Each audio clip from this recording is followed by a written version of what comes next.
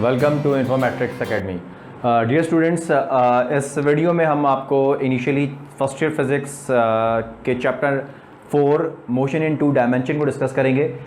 Initially हम इस chapter के इंट्रोडक्शन को जो डिस्कस कर रहे हैं कि चैप्टर के अंदर मोशन इन 2 डायमेंशन में क्या क्या चीज़ें हमने मेनली डिस्कस करनी है। ठीक है, सबसे पहली चीज़ मोशन इन 2 डायमेंशन के रिस्पेक्ट से बात की जाए, इससे पहले जितने भी आपने चैप्टर फिजिक्स में पढ़े हैं, चैप्टर नंबर 2 और 3, वहाँ पे फिजिक्स की जितनी भी आपके पास टर्मिनोलॉजी डिस्कस की जा रही है वो मोशन इन 1 डायमेंशन में है। रिमेंबर, मोशन इन 1 डायमेंशन, यानी कि चैप्टर नंबर 2 वेक्टर जो आपने पढ़ा या चैप्टर नंबर 3 जो मोशन का चैप्टर पढ़ते हुए आ रहे हैं, वो 1 डायमेंशनल मोशन को डिस्कस कर रहा है कि अगर कोई ऑब्जेक्ट या तो एक्स एक्सिस में मूव कर रहा है या वाई एक्सिस में अपवर्ड डायरेक्शन में मूव कर रहा है या डाउनवर्ड डायरेक्शन में मूव कर रहा है। ठीक, यानी कि किसी एक डायमेंशन में मोशन हो रहा है किसी ऑब्जेक्ट का, उसके ऊपर किस तरह से फिजिक्स की आपके पास तमाम के तमाम फार्मूलाज, तमाम के तमाम लॉस की एप्लीकेशन है। ठीक, सिर्फ और सिर्फ अपने इन्हांस इस कैनवस को मजीद इन्हांस कर रहे हैं और मोशन इन 2 डायमेंशंस की बात कर रहे हैं। बिकॉज रिमेंबर, हमारे सराउंडिंग में जिस वर्ल्ड में हम मौजूद हैं वो 3 डायमेंशनल वर्ल्ड है स्टूडेंट्स।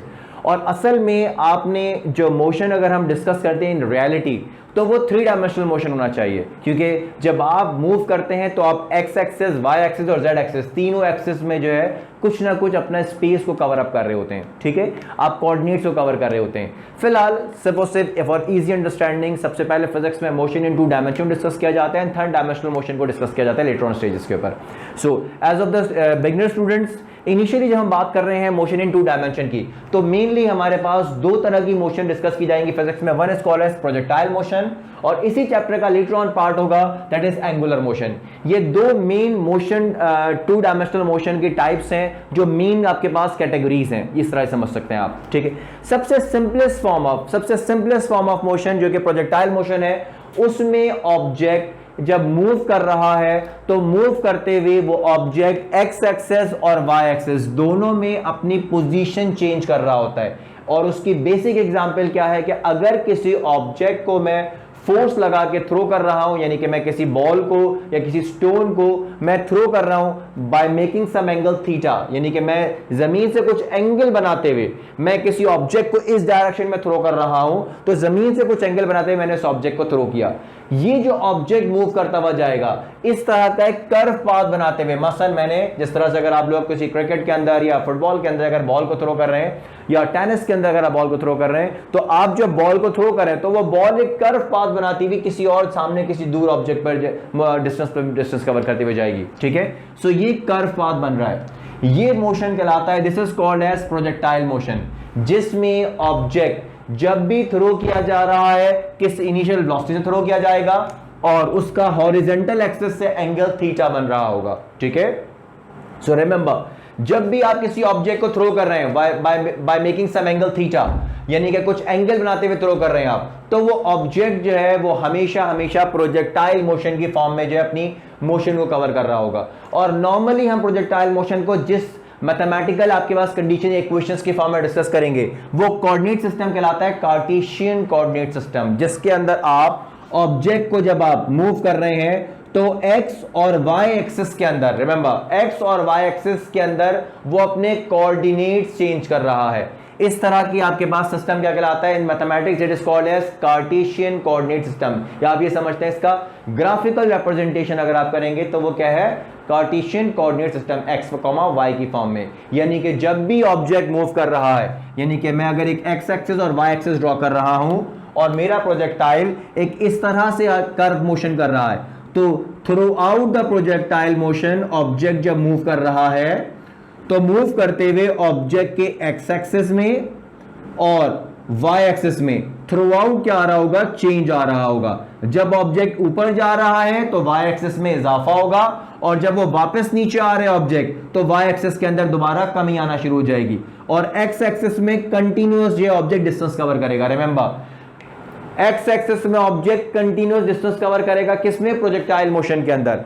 और वाई एक्सिस के अंदर जैसे जैसे वो ऊपर जा रहा है एक्स एक्सिस में उसके कोऑर्डिनेट्स में इजाफा होगा और फिर उसके बाद से कोऑर्डिनेट्स कम होना शुरू हो जाएंगे टिल दोबारा वो 0 हो जाए वाई एक्सिस कोऑर्डिनेट्स। ठीक है, ये हम लेटर ऑन स्टेज पे डिस्कस करेंगे कि किस तरह से ये तमाम के तमाम इफेक्ट्स प्रोजेक्टाइल मोशन के अंदर हो रहे हैं, जिसको हम डिस्कस करेंगे आगे टॉपिक के अंदर। फिलहाल सबसे पहले इंट्रोडक्शन के अंदर हम ये डिस्कस कर रहे हैं कि प्रोजेक्टाइल मोशन क्या है, जिसके अंदर कार्टेशियन कोऑर्डिनेट सिस्टम की फॉर्म में x, y की फॉर्म में ऑब्जेक्ट क्या कर रहा है, अपने कोऑर्डिनेट्स के अंदर जो है डिस्टेंस कवर कर रहा है। Now the second type which is called as angular motion, motion in two dimension की सेकंड टाइप है, जिसे हम क्या कह रहे हैं, मोशन इन टू डायमेंशन।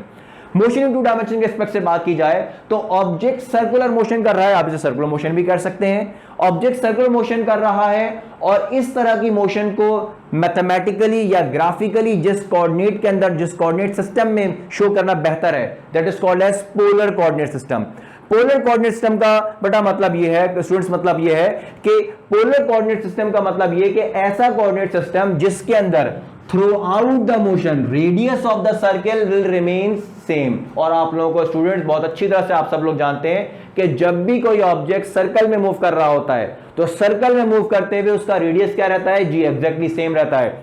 और एंगल थीटा की वैल्यू आप जरा देखें, जब कोई ऑब्जेक्ट मूव कर रहा होगा तो मूव होते हुए इस थ्रू आउट सर्कुलर मोशन में हर दफा उसका एंगल क्या हो रहा होगा, चेंज हो रहा होगा। ठीक है, सो जो एंगुलर आपके पास मोशन का वर्ड है, जरा इस वर्ड को जो है दिमाग में जो है रिपीट करें। एंगुलर मोशन का मतलब ये है कि ऐसा मोशन है जिसमें एंगल बार बार क्या हो रहा है जी, बिल्कुल चेंज हो रहा है। ये एंगल थीटा बार बार चेंज हो रहा है, जबकि रेडियस क्या रहेगा, सेम रहेगा। और इसको हम रिप्रेजेंट करते हैं किस फॉर्म में, this is written as r comma theta की फॉर्म में। रेडियस क्या रहेगा, सेम, और एंगल थीटा के अंदर वेरिएशन आ रही होगी। और इसके लिए जो कुछ बेसिक कंडीशन हम लेते हैं वो क्या, कि जो एंगल है वो हमेशा कहां से लिया जाएगा, this angle is always taken from positive x axis. ठीक है जी, सो ये एंगल कहां से लिया जा रहा है, ये एंगल कहां से लिया जा रहा है, फ्रॉम पॉजिटिव एक्स एक्सिस। ये एंगल हमेशा पॉजिटिव एक्स एक्सिस से लिया जा रहा है और डायरेक्शन ऑफ एंगल हमेशा एंटी क्लॉकवाइज होगी, जिसे हम एक और नाम देते हैं जी, बिल्कुल काउंटर क्लॉकवाइज, काउंटर क्लॉकवाइज या एंटी क्लॉकवाइज।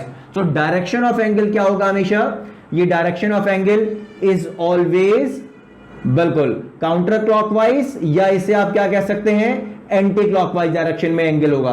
यानी कि एंगल मेजर करने का मेथड जो है वो क्या है, वो ये मेथड है। ठीक, सो ये जो आपके पास मोशन है this is called as angular motion, जिसे आप किस फॉर्म में रिप्रेजेंट करते हैं, पोलर कोऑर्डिनेट सिस्टम की फॉर्म में। ठीक है, सो स्टूडेंट्स ये हमारा इनिशियल लेक्चर था मोशन इन टू डायमेंशन के चैप्टर के रिस्पेक्ट से। लेटर ऑन हम क्लासेस के अंदर डिस्कस करेंगे, इंडिविजुअल डिटेल डिस्कस करेंगे तमाम मोशंस को। ठीक है, so thank you very much, remember to subscribe the channel, और इन्फॉर्मेट्रिक्स लैब की तरफ से थैंक यू, अल्लाह हाफिज।